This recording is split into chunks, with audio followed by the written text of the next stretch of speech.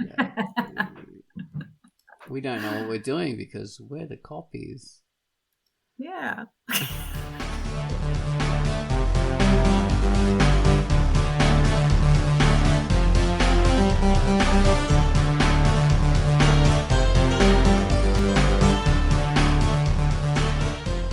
Hello, everybody, and welcome to the Quackcast, the Drunkduck Quackcast.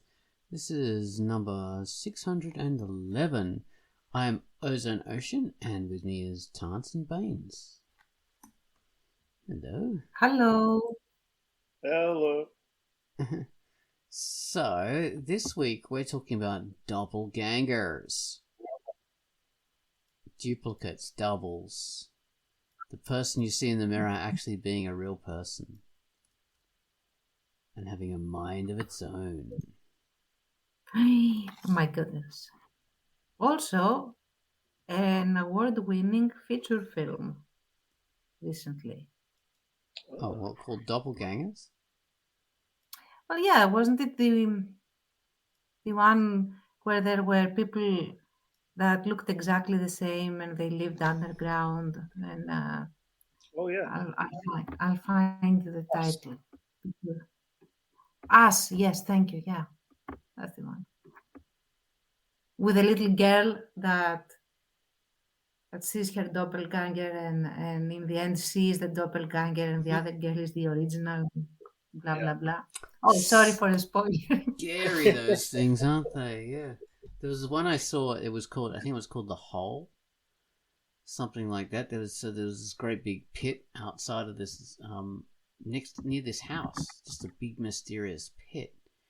And this woman and her son move next to it, and she says to her son, "Oh, I don't want you playing anywhere near that thing." And the son seems to be drawn to it. And one day, he goes out to play, and then he comes back the next, in the afternoon, and there's something different about him. He's not quite right. So it's like a changeling.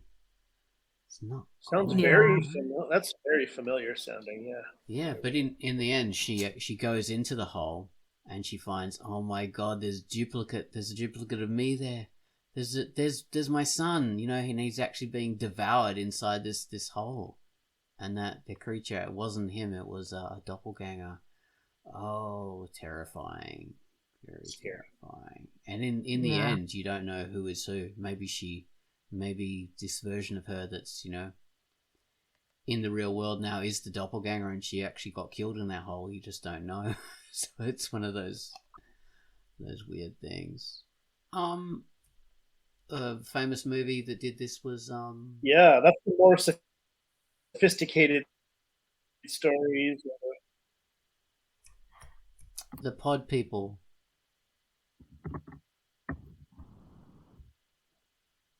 Oh right. Yes. The what's the title? Invasion of the Body Snatchers. That's it. Oh no, genius. Okay. Yeah, we have to introduce the feature and all that kind of stuff before we get deep into the subject of the doppelgangers. So, well, the feature this week was a feature I did, and it's called Silence's Echo. So, I hope you like that. Have a listen to me talk about Silence's Echo and maybe read it. Silence is what? Echo. One more time. Oh. Thank you. Hello, I am Ozone Ocean, and my feature this week was Silence's Echo. A conflicted young man takes a drastic step from which there's normally no turning back. Fortunately, he gets a second chance. This is the story about a man's journey after a serious life-changing event. Will he redeem and recover, or spiral back into the same abyss?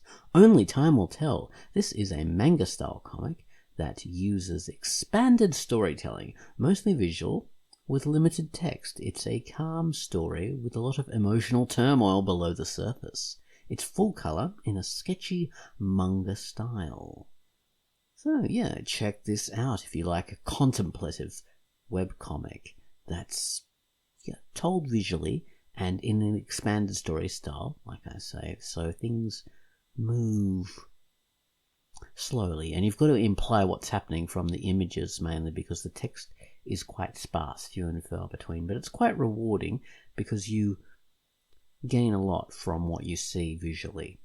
So I hope you enjoy this comic. Silence's Echo, it's by High Courage, and it's rated M for mature. And that was the featured comic, Silence's Echo. So, next up we have the featured music. Gunwallace has given us the theme to City of the Sun. City of the Sun, great name. Golden drops of sun falling like heavy liquid plasma, dripping down and illuminating everything around, then converting it to bubbling, flaming energy, spreading heat and fury of chaotic magnetic flux.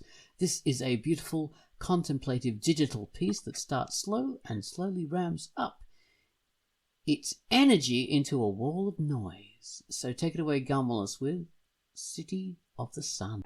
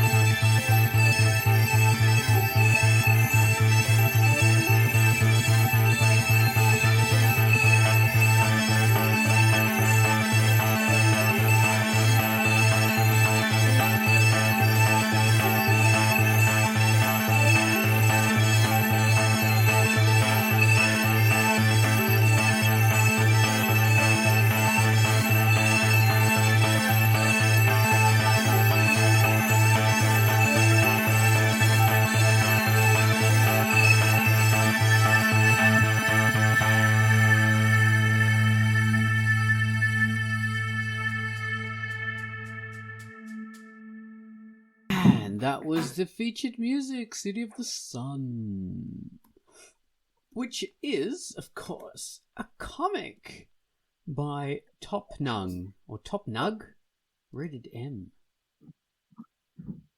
Top Nug. Tance has bought her enormously fat cat to be part of the Quackcast. It's not really a cat, it's just pretending. I know this because he blinked his eyes independently, which cats don't do. So he's a doppelganger disguised as a cat. There's a real cat somewhere else. Thinking, I want to go back home. There you go. There you go. Actually, Demos, who Tance is cuddling at the moment. You can't see this, of course, because you're listening to us.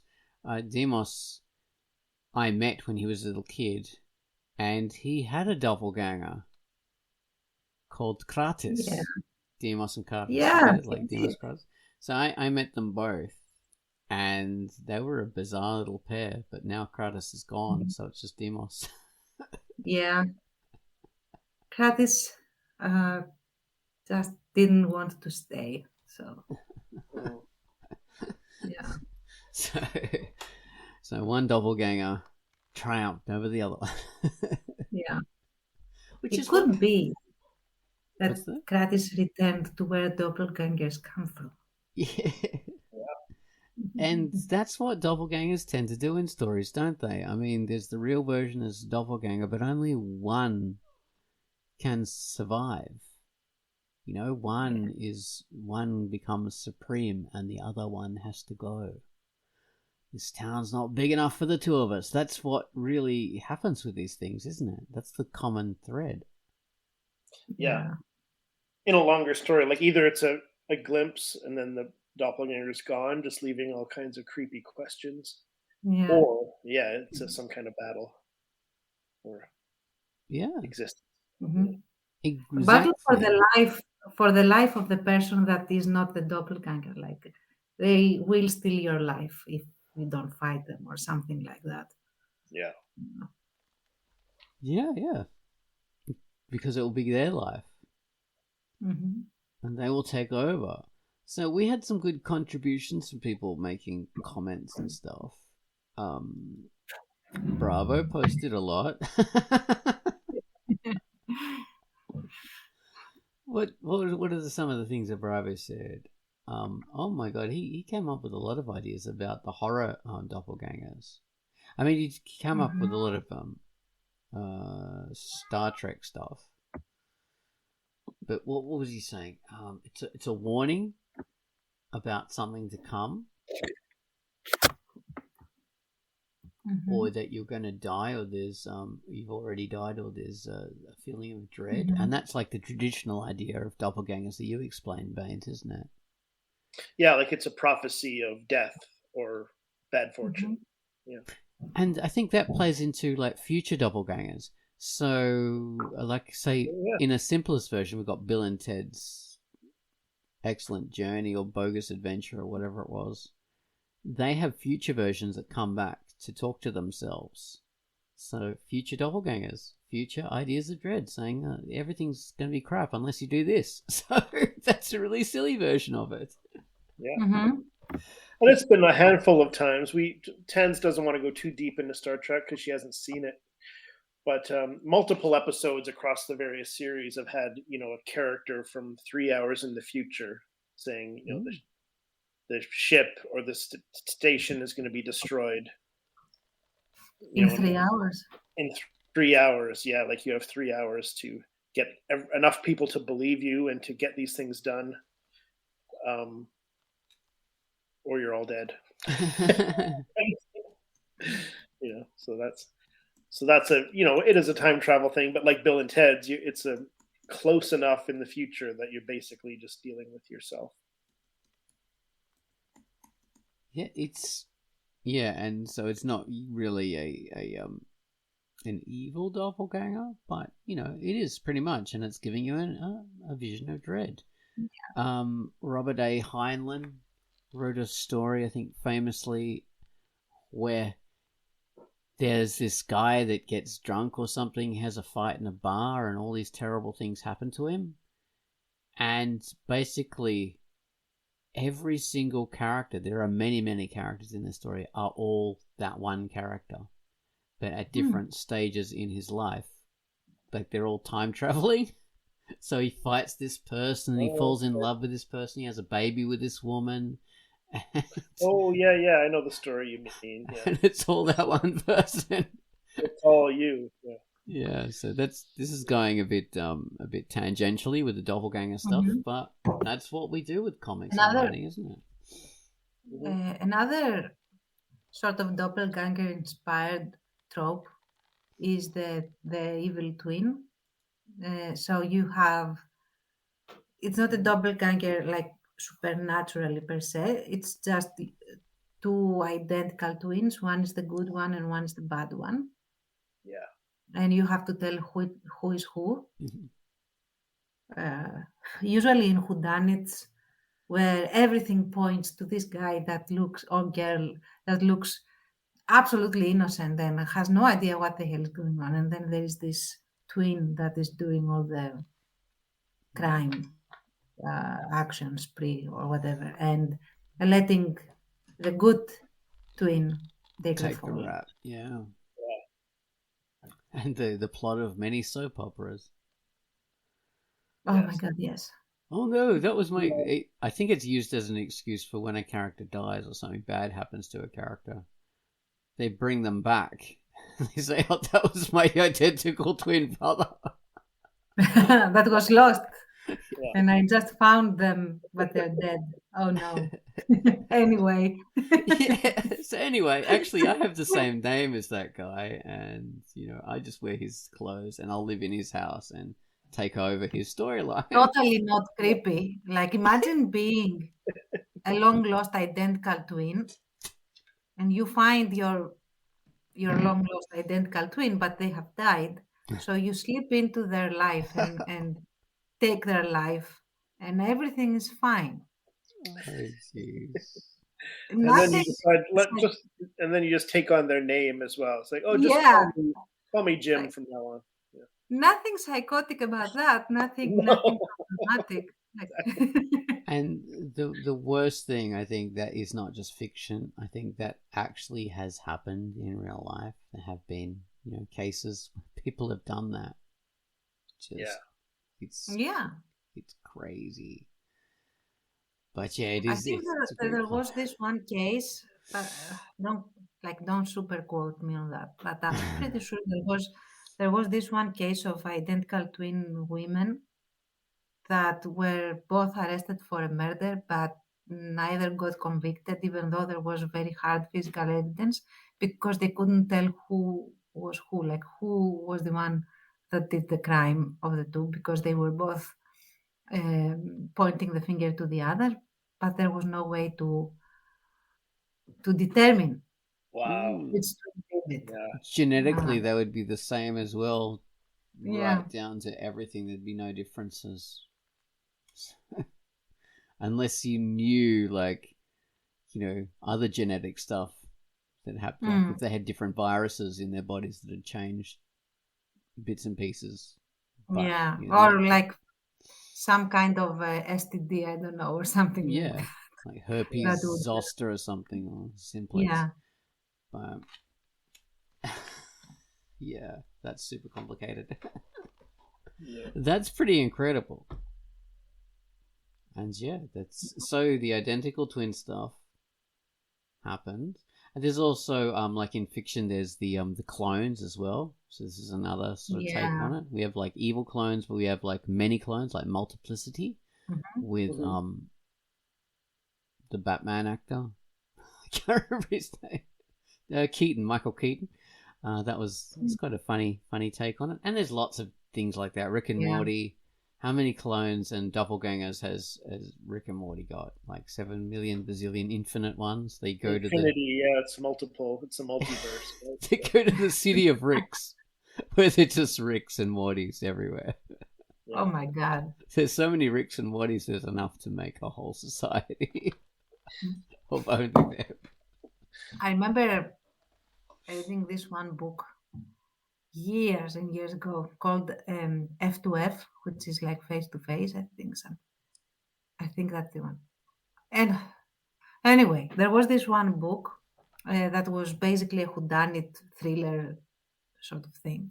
That was we follow this one guy that is your average everyman guy. And then he gets arrested for a super grisly murder. And he has an alibi and everything. But it doesn't work because his DNA and, absolutely everything is found in the scene. And so he's booked for this. But in the end, like what we realize is that there are something like 5 clones Uh-huh. of him. That was part of a super secret government experiment or something like that. And one of the clones, like not all of the clones are evil, but one of the clones is the murderer, is the serial killer. And he has first to find all the clones, and second to determine who out of all of these people is the murderer, and he cannot leave because he's in custody. So it's a really fun book. Cool. I don't think it is F2F. F2F is for the horrors of the early internet, serial killer. But I'll find the title, and I'll ask Google. Surely it will turn up. I wonder if it could be translated into a movie. I guess it's challenging, but that's such a cool idea. I wonder. Yeah. Yeah. Make a good movie. Well, we should also we just stopped on the first one for Bravo, but he had a lot of good ideas, so I'll read the rest of them while you look for the title. It's the doppelganger could be a soulless being out to steal your soul and become you. That's one of his ideas. Another one is that cuts right to it. Cuts right to what is very scary about it to me. I think that will replace you and take away what you are. Yeah. Oh. Another one is it's your guardian angel, an ancestor who is your twin and is looking out for you. That's good. I've seen that happen many times in stories. It's your shadow self. All that is evil in your soul, all your deeds have given a separate life, and it's out to wreak more havoc and replace you in this life. That's How many of us just started a new comic? I know I did. That's awesome. I like this one though. A spirit with no face of its own that takes on yours, and it craves to replace you and steal your soul. So, yeah, maybe somewhat tied into not exactly, but the idea of skinwalkers and imitation. Yeah, that's it. Yeah, skinwalkers. Creepiness of that. Yeah. It's like the person, but it's not like the person. Yeah. Something weird, something off about it. Off about them, yeah. What's his other one? It's your conscience trying to save you from yourself. One of the spirits from above, your astral or flying cover for you. I think that also fits into the future self as well. Coming back to save you. Or maybe it's a sci-fi version and the fantasy version, maybe. Yeah. Yeah. He says, or maybe when they made you, they didn't break the mold and chose instead to put you in mass production because the invasion is here. Yabba dabba doo. An episode of the Flintstones. And he mentions also it with Arthur in the Tick, I Arthur, which is a good thing. I think he's referring to the cartoon. It sounds familiar, yeah. So I think so. That's interesting. Okay, so next up we have Depat 57. Technicolor instead of techno horror instead of supernatural horror. Clones grown to adulthood and harvested for their plants. Ooh, that is scary. That is awful. That's disgusting. Clones grown and then harvested for their parts. But there's even worse versions. Instead of growing a full clone and then just like ripping its eyes out, you grow a clone that just doesn't have a head. So that's a version of you grown in a vat without a head. That's even worse somehow. Oh my god. A headless version of your body just so you could cut out its guts and replace yours with its. Also, a teleporter accident. That was something from Star Trek. A personal favorite of his is robots in human disguise replacing the originals.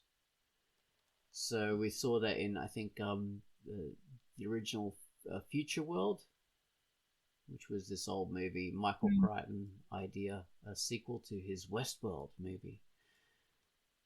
And that scared me when I was a child, the idea of these perfect robot androids with your face replacing you.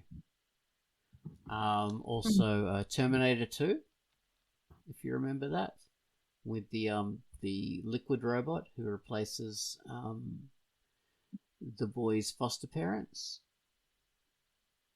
That was quite scary. Yeah. Let's see, what else have we got? Bribus says, mirrors any reflection that a doppelganger... doppelgangers, he's saying, could be water spirits that saw human reflections and envied them, and only later came to inhabit mirrors. That's nice, though. If they're water spirits in mirrors, at least they had, another existence, so they're not just copying you. I'd find that comforting. Okay. Because they're like, oh, hello. Me in the mirror, you're a water spirit. That's nice. Well, I don't know. What else has he come? I guess it could be. Yeah. Just imagine that you could be replaced by a doppelganger and you'd never know. For all intents and purposes, it's so flawless that no one remembers. That's interesting. So, like, the doppelganger replaces you, but becomes you. So there's continuity, perfect continuity. So for all intents and purposes, it's irrelevant who the original is, because it's just perfect continuity. You continue where the original left off, with all the same memories. So it's like the old idea of like we could make a matter transporter that would transport you to another planet or you to another city or whatever, but you can't actually physically transport you. What you do is you take a perfect record of you here, we kill the original, and we duplicate you at the other end. So it basically is you, but it's not you. And that's the thing they did in The Prestige, which I thought was pretty dumb myself, because that was an old idea. I don't think that they did it well, first of all.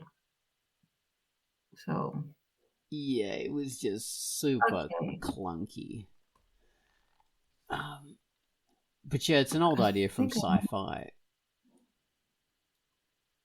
And I hate it. I hate the idea of if you used a transporter, it would kill you and it would replace you, and you were just a duplicate of the original. Right. Because if you could do that, Mm-hmm. if you could do that, just duplicate yourself. Why would you duplicate yourself perfectly? And have Why all the would same. You duplicate yourself? Period. Well, I mean, like the whole idea is, we're transporting you, but we're only transporting, this idea of you, and we have to kill you on the other side. But I'm thinking, like, you still got your like your own kind of use by date where you're gonna die, all that kind of stuff. You still got all these cancers and things, slowly building in your body, like there is in everyone's body. But this heart disease slowly happening and all that. Why would you duplicate all that? Why wouldn't you have a special program that edits it and makes the new version of you better? I would love to see. Why would you do that? Yeah. Please go. As you're about to get into the transporter, you have a touch screen with all kinds of options. I'd like to get rid of this cold and get a haircut. And you've got the little sliders. Run me through the longer hair, blonde hair, penis size, gigantic. And the other thing is that it duplicates your clothes as well. So why don't you, edit yourself a new suit or something like that? Might as well. Yeah. Exactly. It doesn't work. I just don't like the idea at all. Yeah, it's horrible. It's too powerful. Yeah. I think, and plus they reckon there's quantum uncertainty. So for the little tiny, I don't know, quarks or whatever that make up your Mhm. particles. We don't know, we can't do a snapshot, we can't do a recording of those because we don't know, because as soon as you do that, then they change. So there's like the up ones and the down ones and the whatever. I don't even know the terminology, but there's quantum uncertainty, which means you Heisenberg? can't. Yeah, it could be the Heisenberg uncertainty principle. So you can't make a recording of these things because as soon as you do, they change. So it's not representative.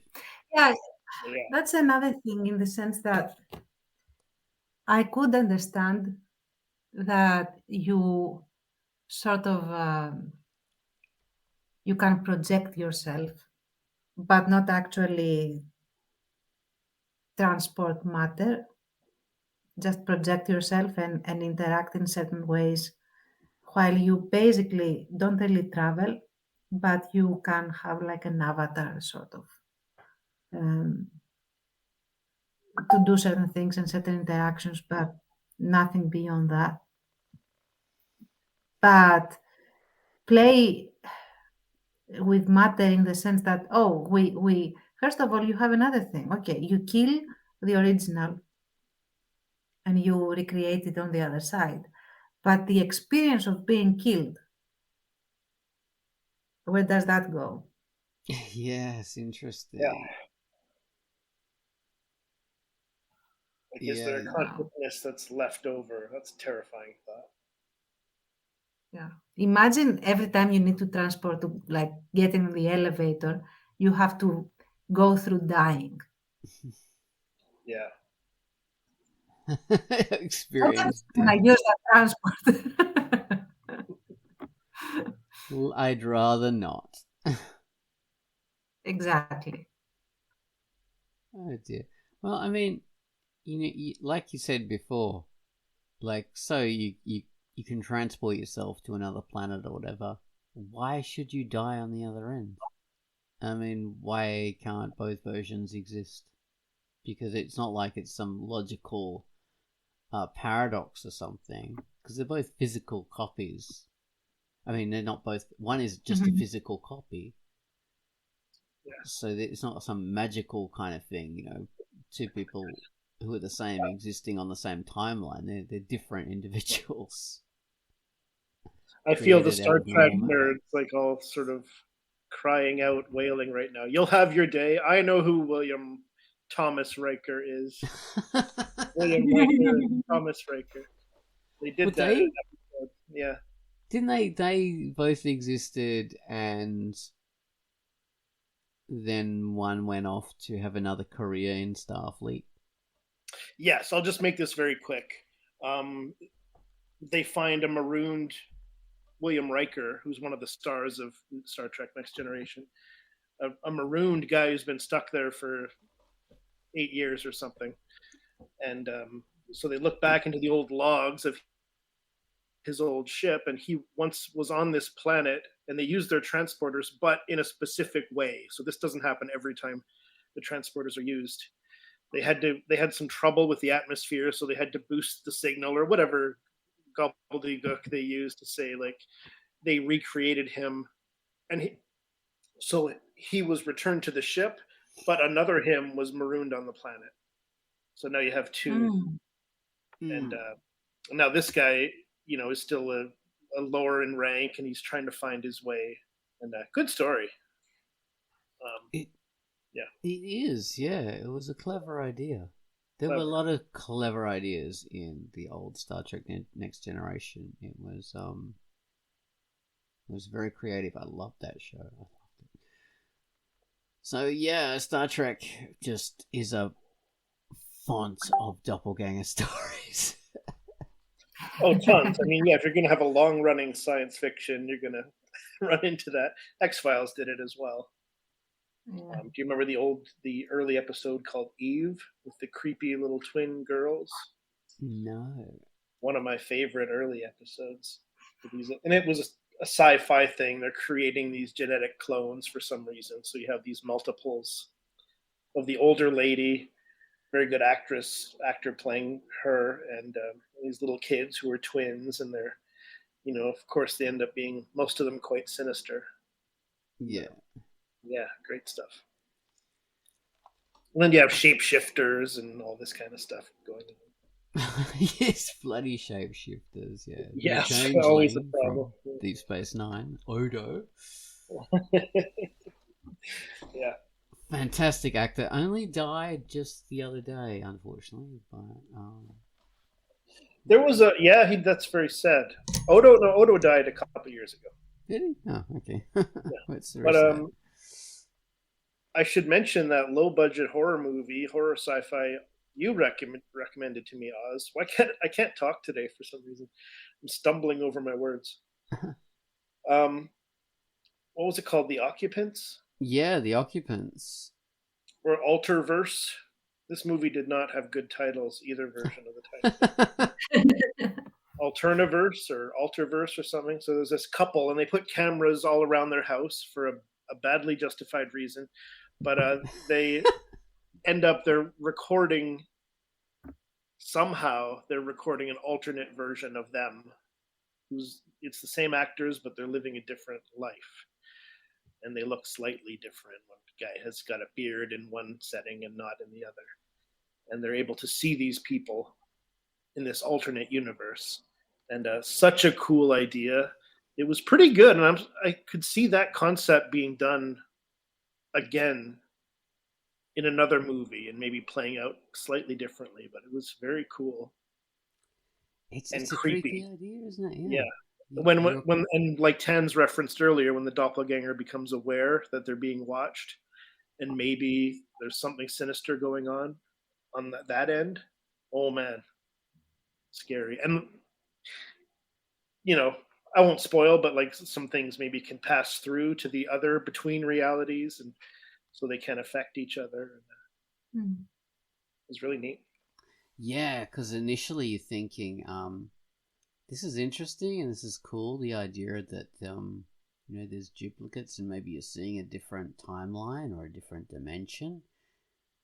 But you're safe. You're just observers, and then suddenly, oh, there's a connection here. That's not good because if you can connect, they can connect. Yeah. It's that moment when they make eye contact or something like that. It's like, yeah. No, okay, no thanks, bye. Yeah, exactly. It was, chilling. There's just a really chilling moment in that where they become aware of each other. And it's, well, I don't know how much I can let on without spoilers, but it's just, okay, so these people are watching these duplicates of themselves go about their daily lives, and these duplicates aren't aware that they're being watched. And they're doing their things and they're having their own little secret, like, trysts and things that they're doing. And these versions are thinking, oh my god, what's going on between these two? Like, they become invested in it, like watching a TV show. And then they want to, like give a bit of, like help to one of them. Because they think there's something wrong between the two of them. So this woman writes a note. So you're thinking, oh, maybe that's a benign thing, but that is the worst thing she could have done. Yeah, it kind of opens a little pinhole gateway between the two realities or something. It's not really explained because our POV characters don't know how it's happening, that's fine. But that just opens the gates to disaster. Yeah, it's a good idea for a movie. It is. All right, we got some more contributions in our news post that Baines did on Thursday. I love this. This last one was from DPAT57, and he says, "Oh, I love it. So funny. I was walking through the woods with my dog one day, and a tree had split open. A tree had split open, and another me was inside. He opened his eyes and stared at me, which was creepy. I knocked him unconscious with a big branch and dragged him all the way home. He's locked in the basement now, working on my stack of unfinished novels in exchange for scraps of food. He claims I'm the doppelganger, but I know I'm the original. But my dog won't stop barking at me. I have to lock him outside. Don't believe a word they say. They're all liars. Oh, Yes. that's great. I love it. That's awesome. Yeah.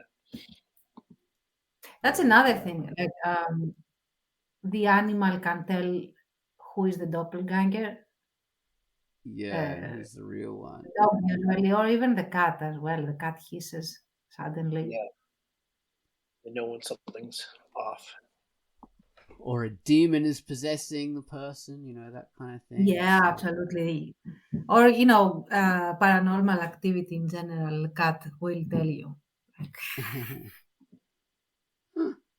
Yeah. good old cats. That's years ago when I had a the sleep paralysis. Hmm.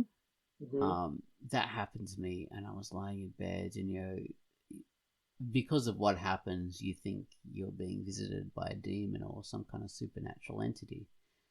But I had my cat with me, and my cat wasn't reacting, and I thought, oh, you're a bit of a shit protector that you didn't, make any move, or it's not shocking you, you're not even interested. And, well, the cat didn't react because sleep paralysis involves no demons. So the cat didn't have to react. It's just a physical, mental thing that happens. So there we are. My cat was right. Feeling like creeping myself out a little bit a few years ago.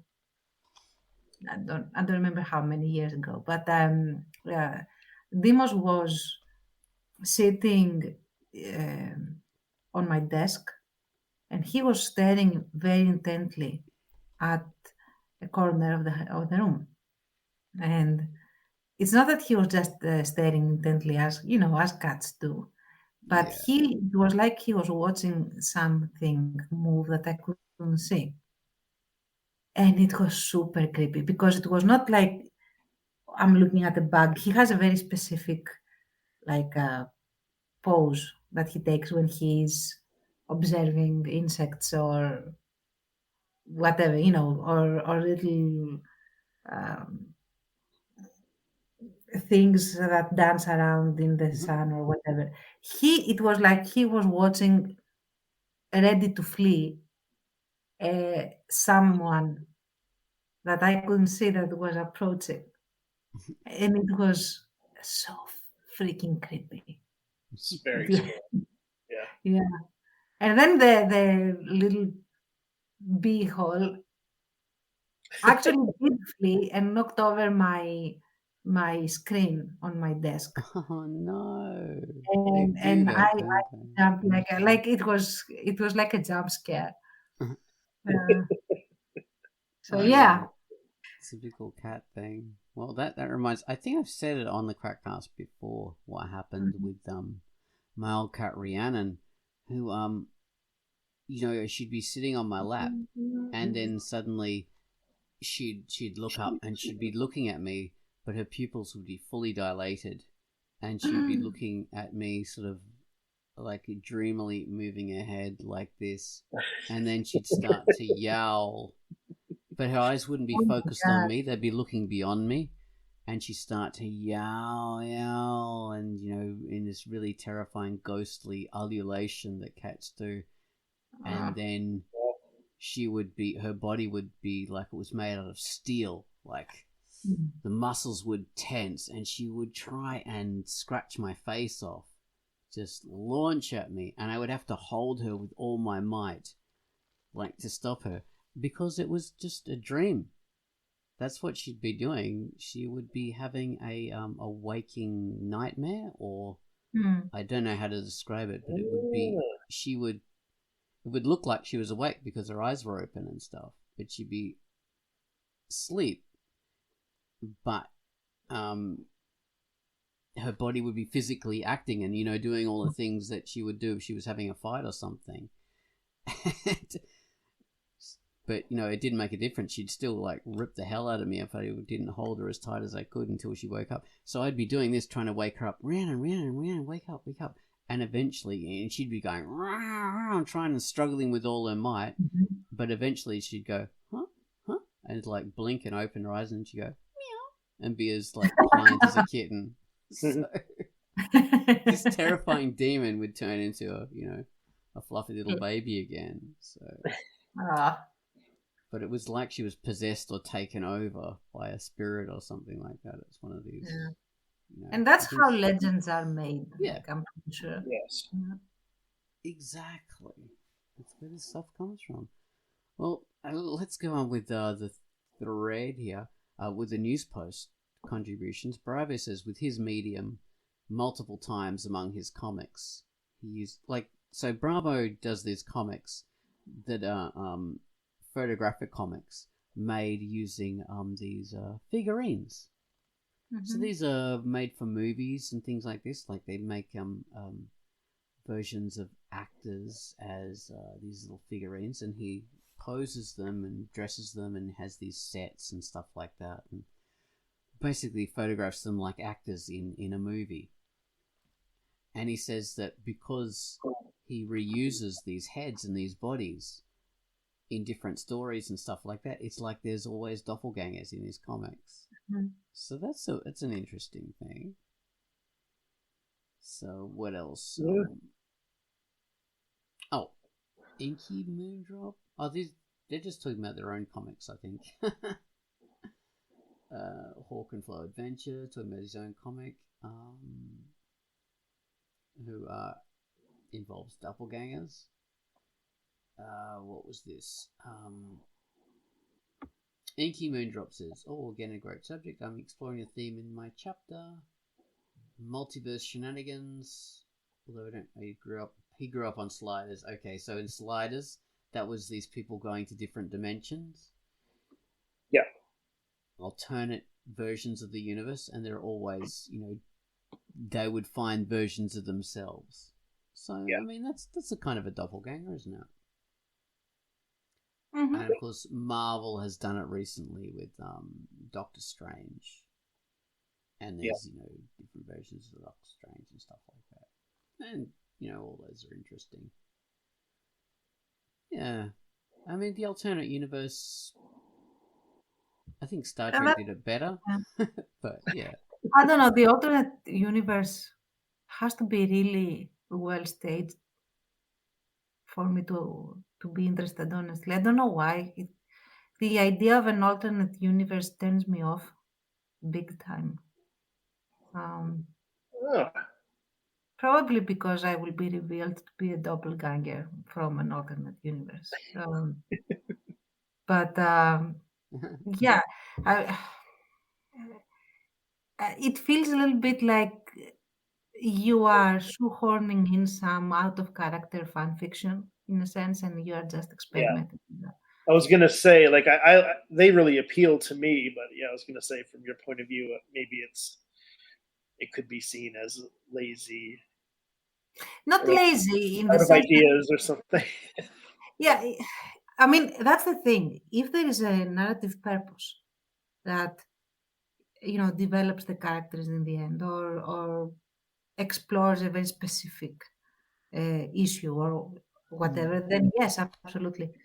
But usually you get it in episodes where everything afterwards reverts to the original, in the sense like to the starting point, because it was an alternate dimension. So now we are back to our own dimension and everything continues as is, as if this never happened.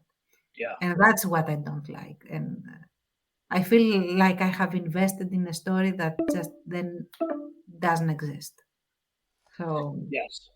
Well, I think they do it well in Star Trek in that those things, they do exist because they come up later in stories and they have a continuing continuity of their own.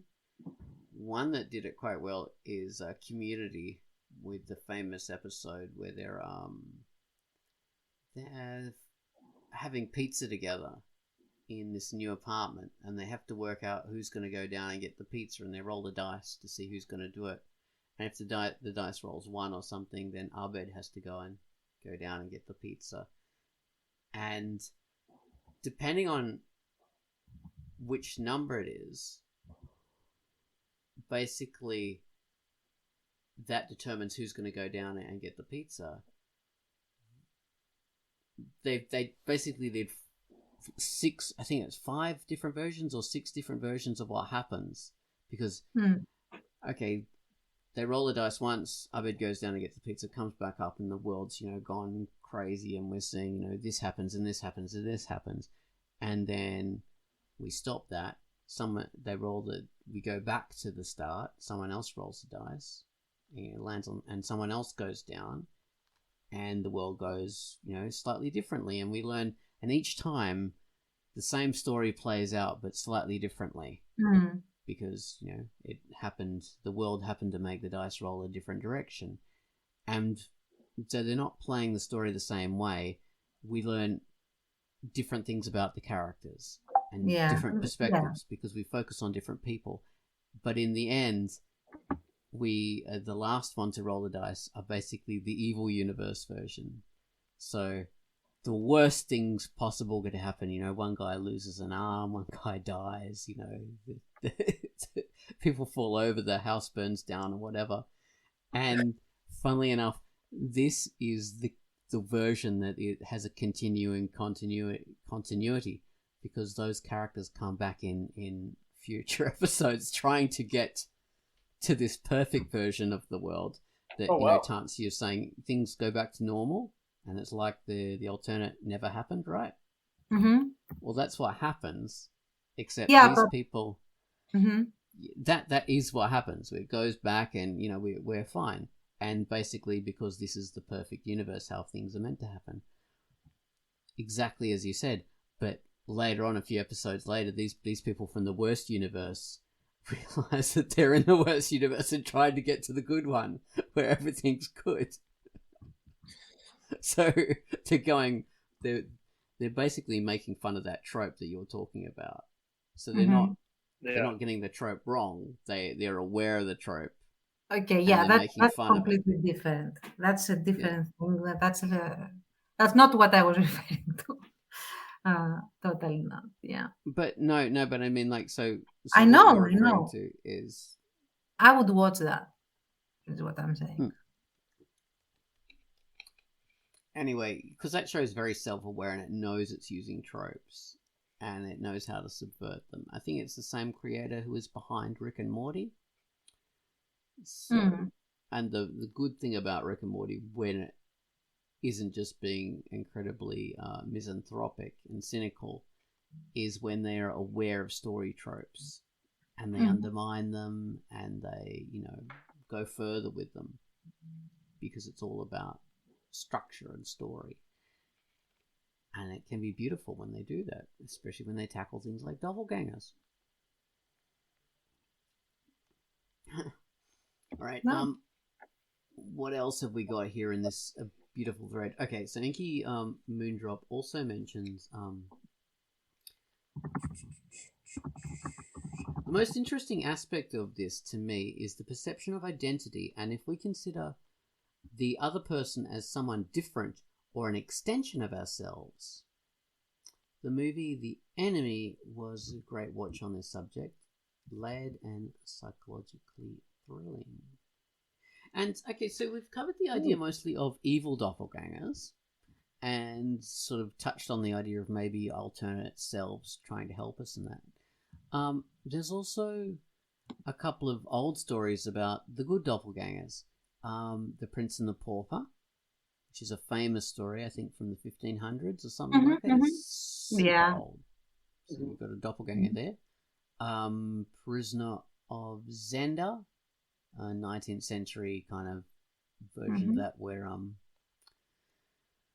a guy who is a doppelganger for a prince of a famous country. The prince is kidnapped, so this guy has to replace him to become the prince, to make sure everything doesn't result in war and there's not disaster and all that kind of stuff. And in the end, they work together to to make things right.